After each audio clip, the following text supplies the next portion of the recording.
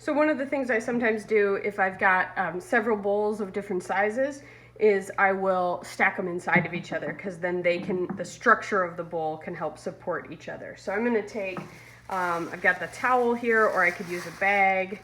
I'm going to put a slightly smaller one inside, and then a slightly smaller one inside that. I'm not going to push down real hard. I want to keep them, I want to be gentle with these.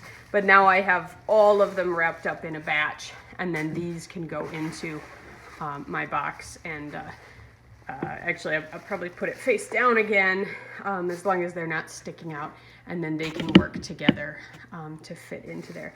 Obviously, this one needs to get rewrapped because I stole its wrapping, and I put that in there. You can put long stuff on its side. My other recommendation is little stuff with handles. It's a good idea to keep that towards the top. I'm gonna make myself a little kind of ring, I guess, to support my teapot.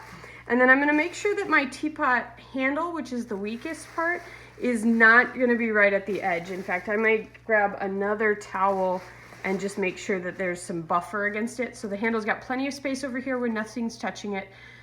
Spout has plenty of space over here where nothing's touching it. And then I could, if I want to add those little cups, I could add those up here. I should get some more plastic and wrap them.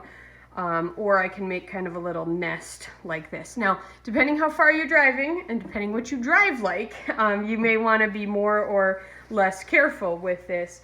I am gonna, I don't live a long ways from school, and I'm gonna drive nice and slow and careful.